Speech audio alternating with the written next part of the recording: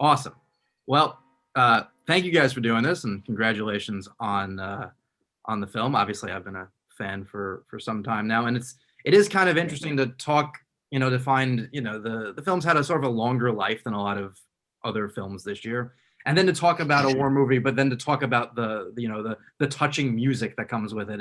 It fits that it's Right. such a unique film that's what we end up talking the most about, which in other people's hands, I feel like the director would be like, "But I made a war movie," but Right. you also wrote the damn song, so that helps. So Thank you. I'm curious how it. I mean, I sort of know, but for people who don't, how it came about, and then how do you rope in your composer, and how do you rope in Rita Wilson, and how do you make a song that, whether you have seen the movie or not, you even can appreciate. Well, I didn't have to rope in Larry Groupé because Larry and I have been partners for 2 decades. You I roped did him in a have to long rope time ago. in. I did have to, and Larry is like, the group Yes. Yes. Remember that group? So Larry was a member of Yes, and so he's used to being involved in the writing of great songs, He's a and rock star. he's a superstar. And Rita, it's really interesting. When I turned the film in, and I knew that I wanted to record the song, and I'll get into how it was written in a second. One of the producers of our film is also the head of Millennium, and he's like 30 years old, and he's into rap, and I think all those songs. And he calls me and he says, "Do you know the music of Rita Wilson?" And I said, "Rita Wilson of My Big Fat Greek Wedding and Volunteers and all those films." And he said, "Yeah, that Rita Wilson." I said, "No, don't know her music." And I went and I was listening to her music. There's one in particular called I think it's called "Throw Me a Party," I think is the name of the song. And I just thought that it had this specific energy that I was looking for. And so, um, to be honest, there had been some very big recording stars and it's a couple of groups that had been interested in doing the song. People want to record songs for movies, but in the end, I just felt that I wanted to get this lush, feminine, Amy Mann style, if I may say that, Rita, singer voice in there. It's such a masculine film in a way because there's no women until the very last second, and so. I reached out to Rita, and the one thing she has in common with my wife is that she said yes. So Oh, I love that. By the way, he didn't have to rope me in, Joey, at all. It was like a gift that came, and it was so powerful and just got me in the gut. And Rod had sent over just a very small, grainy, black and white, very tiny sort of thing with time codes still attached, but just an idea of showing me where he thought the song should go. And we were talking about it. I was incredibly moved by it. And as we started talking about lyrics and story and what it was that I know what Rod wanted to say, but perhaps there was maybe a little bit more that could be sort of explored. And it was such a collaborative and wonderful experience. And Larry had put down, what I got was just a very stripped down guitar vocal, guitar guide vocal thing. And I loved that it was so simple and so pure in a way, because it just seemed very truthful to me. And what I also had responded to was that I think so many times in so many cultures, even in America, in certain parts of the country, music has been used to grieve and to express emotion when we can't find the words, and we can allow music to do that for us and tell us, okay, it's okay to feel something, or this is what, if I could speak, this is what I would be saying. So I just loved that we kind of all sort of were on the same page with that, and so thankful for it. And Larry, I mean, you really, I just love what you did with the score and also with the song. Thank you. Thank you very much. You can Yeah. say You can say more than that, Larry. Say You're allowed to say something. more Well, than I that. mean, that was what was needed to be said right there. No, I know it's hard to talk about your own music, Oh, but well, I mean, You know, please do. you know, Joey, Yes. you know, if I may be straightforward, we're on you know, you've started this site, Yeah. Awards Radar, right? And it's become like really quickly one of the more important sites for like awards prognostications. And that's why you're getting there, boss. You know, it's really great. You've had some unbelievable interviews and that's why everyone's coming on to your site because you know, these recognitions are coming in and people, they want to be recognized, and directors like me, we want our people to be recognized. But with this song, there's something very specific why I want that, Joey. Yeah. And I've never wanted anything. You know, my boy Hunter died while I was making this film. Yeah. Which you know, right? It's become a rather well-known fact, and I've spoke about it a lot. And it's my way of getting through this fucking thing, you Yeah. know. But I wrote this song for him as well. I wrote this song days after he died. I wrote it on a plane. You know, most of what you hear, 90% of what you hear in the song right now is what I wrote on a plane. Then Larry and Rita and I, we all worked on it. We worked on the lyrics, we worked on the music, but the crux of it came from there. And they say, Joey, that you know, people die twice. Once when they leave this earth, and the second time is when the last person ever speaks their name. And I'm just trying to find by any means necessary to keep his name being said. This is really important to me. It's really emotional for me. So I don't know if we're going to get awards or be nominated. I don't know about any of that stuff. What I know though is here I am and I'm talking to you and I get to say Hunter Lurie's name. Yeah. You know, and it's that song was written for him. And the words of the song, you know, the lyrics, there's nothing more brave than those voices from the grave, you know, and it's just a very compelling way to move a father. Yeah. You know, Joe Biden said in his book, and I'll get to Larry in a second because there's something Larry should address, but he said that his book Promise Me Dad, about the loss of his son Bo, that he figured the only way to exist is through purpose. And so this movie became my purpose and this song became my purpose. And I invited everyone to join in on my purpose, and then they had their own purpose. And Larry has been one of my closest friends for 20 years, and he knew Hunter when he was like 6 years old. And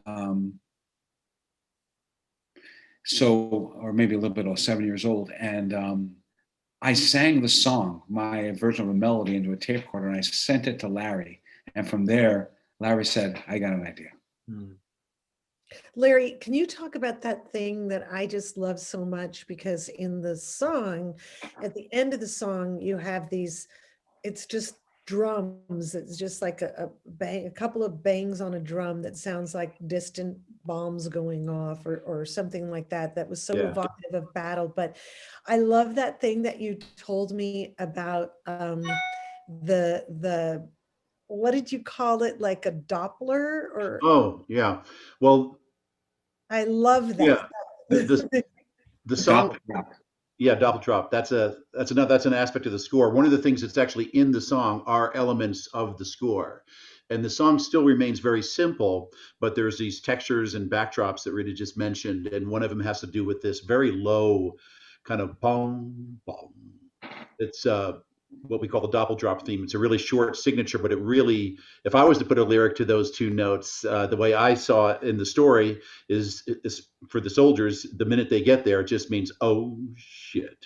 And they're in trouble from day one. You know, they're constantly fish in a bowl, and it's the tension never ends. So that of course is in the song, as well as some of these percussion things Rita just mentioned that do sound like just distant little accents that happen very quietly, usually at the, deliberately at the end of a phrase or two where it makes sense for in the space for that to be there. So yeah, the song architecture is very open. We knew we were going to have bits and pieces of the song throughout the movie. So when we get to the end, the full fruition of it comes together. Add some string quartet to kind of lift it and send it out. Yeah, it was a blast, and then we're all extremely happy and proud of that song. Right. It's like, to me, it was sort of like the simplicity of the song, to me, as an actor, as a singer-songwriter, meant that as Rod can sit and talk about Hunter and be able to not be a puddle on the floor, is that sort of simplicity, because the emotion that it takes to just maintain some form of decorum and self is how, in a way, I thought about approaching the song and the singing. It had to be so simple, because if you put any emotion into it, you might not be able to, finish telling the story of your child, right? And that's what I love. That there, to me, I think that takes from composer, from Larry's point of view, and arranging all of that takes a lot of courage to do, because it is so simple. Yeah. And it is a unique sort of collaboration when you think about how a song usually is in a film. Obviously, the majority are pre-recorded. We throw it in. We have a soundtrack. Go buy it. Right. Even though soundtracks are kind of dying, which is a whole other thing that makes me sad. But Same. you have the director involved here. You have the composer. You have someone to sing who also can collaborate on the words. You have such a sort of collaborative experience that I would imagine is not the norm. So you have something that is gonna fit into the movie, even though, if you, like I said at the beginning, if you explain that it's a war movie that has this kind of like almost torch song towards the end, it's very simple and very earnest. But Joey, the song is sung throughout the movie. Yeah, exactly. Because every one of these bases, the soldiers have like there's always some dude with a guitar, and he's making up songs, and they had the song that they came up with for their unit was like a filthy song, and it just wouldn't fit over a memoriam at the end of the film. I mean, Rita could have tried that one. That might have been fun. Rita can cuss with the best of them, I'm sure, but it was a little gross and probably not appropriate. So I just thought that I knew that if in the screenplay it says, and I put this in, soldiers sing a song, Yeah. right? Actually, in the original screenplay, they had a Johnny Cash song. And guess what? We couldn't afford it. This movie could barely afford, a granola bar at craft service. So we couldn't afford any Johnny Cash songs, and even just the publishing on it. Yeah. And so I just created this. Created this thing. It's as simple as that. Yeah, and I think because you did, I think knowing to, like you said, place it within the film and sort of not necessarily tease it out, but have it floating in your head, so when you do finally hear it, it sounds familiar in a way, almost, in the way that, like we talked about, after the soldiers go through hell, having this like moment of calmness, it's familiar to be like, oh, I'm not being shot at. When during the last 20 minutes of his life, when we removed all of the life-saving devices from him, we were told he's got 20 minutes to live. My daughter said to me, "Dad, I know you can't even think about going back and making this film, but you really have to now." And that, coupled with the fact that my boy was the same age as these men who died in the battle, more or less, it just gave me a sort of a clarity about what to write. Anyway, I'm real proud of it. I'm real proud of Larry. I'm real proud of Rita. I'm real proud of everybody that was involved in this film, and I pretty much owe everybody my life, that was involved in the making of this film.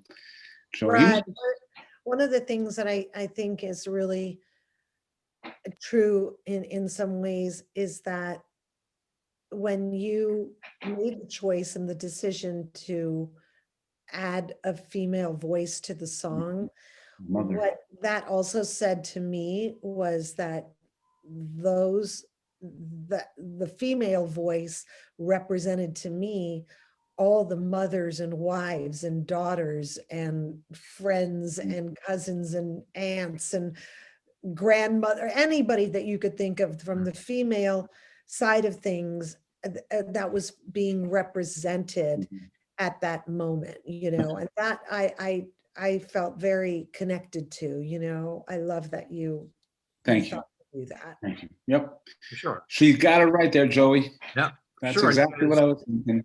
And you guys should Thank be, you so much for having us. of course. Yeah. Can I just say something, Joey, Go. before we hop off? And that is this. I really do like your site. And people who may be tuning into this, may not be into other certain films. So let me just say that the interview that you did, and I listened to this one with Carey Mulligan, who I think I'm hoping is nominated and maybe even takes home the award. You just kicked ass on that one, and you got this very good familiar sense about you. And I think that your interviewees are very comfortable. So people should search your archives for the Carey Mulligan interview. It was really terrific. Congratulations. Thank you. The secret is a healthy dose of fear. Fear is a great motivator. Yeah, exactly. No, I that and realizing that I haven't had a haircut in a year and I'm hideous, so I need to have personality. So that always helps as well. But seriously, you guys should be very proud of this. And there have been awards so far, and song is a crapshoot because who the hell knows who's listening and how they're listening and are they watching it in the film? But having the story. What's weird? What's weird? That I can tell you that this is so strange, but someone, told me they were like, did you know that your song is getting like all these Shazams? And I'm like, what? And what I guess must be happening is that people watch the movie and, when it's on Netflix or something, which it is right now, the credits go away and they become like a little tiny box in the corner of the screen and you can't read the credits. So I think what's happening is people are Shazamming the song to say like, wait, what is that song? I can't read the credits. So thank you for having us. Of course. And now people know that it's called Everybody Cries and it's from the Outpost movie. Right. A better job selling it than I ever could have. So much. Thank you so much. Thank you guys so much. Thank Take care. Bye guys. See ya. Bye.